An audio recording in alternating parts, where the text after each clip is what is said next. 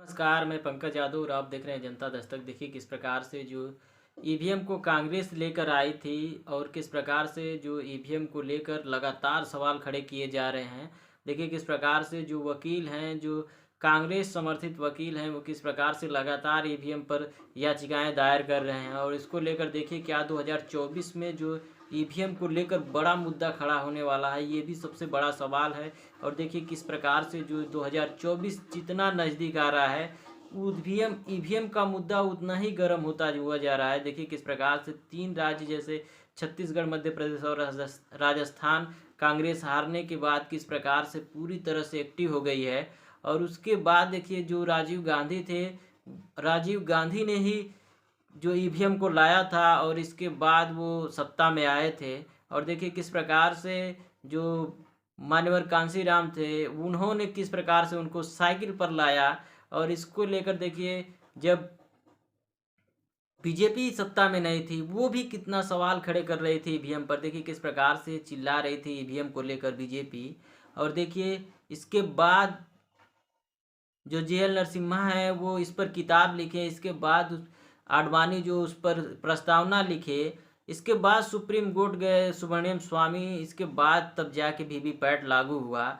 तो ये जो बीजेपी है वो भी ईवीएम को लेकर बहुत चिल्लाई है। लेकिन आज कांग्रेस की देन है, जो राजीव गांधी की देन है, वही राजीव गांधी की देन है जो ईवीएम को लेकर आए थे और आज कांग्रेस पर भारी पड़ रही है। उस समय बहुजन जो बहुजन लीडरशिप वाली पार्टियां हैं, उस समय चुनाव आयोग जो था कितना सक्रिय हुआ करता था, ये आपको बताने की ज़रूरत नहीं है। लेकिन देखिए इस बार जो चुनाव आयुक्त है वो ईवीएम जो वीवीपैट है उसको लेकर बयान दिया है सुप्रीम कोर्ट में कि किस प्रकार से जो वीवीपैट है, जो बैलेट पेपर है, उसको गिनने में ज़्यादा टाइम लगे, 5 दिनों का समय लग सकता है। तो जहाँ पे चुनाव हुआ 1 महीने का अंतर हुआ। देखिए किस प्रकार से जो छत्तीसगढ़, मध्य प्रदेश, राजस्थान में जब चुनाव हुए और तेलंगाना में, तो किस प्रकार से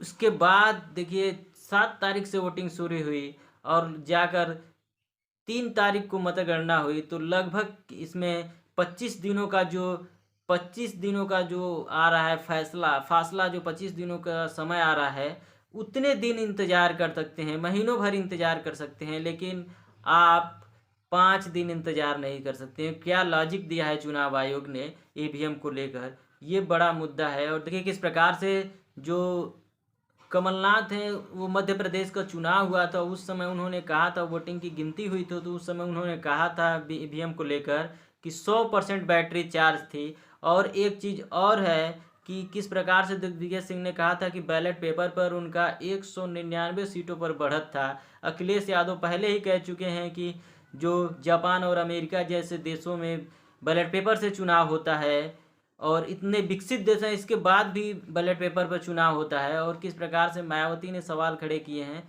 लगातार बहुजन लीडरशिप वाली पार्टियां भी इस पे ईवीएम को लेकर हमलावर हैं। तो क्या 2024 के पहले ईवीएम बैन होगी, ये बड़ा सवाल है। और किस प्रकार से जो 2024 को लेकर सभी पार्टियां, जो विपक्षी दल की पार्टियां हैं, सभी एक्टिव हैं ईवीएम को लेकर।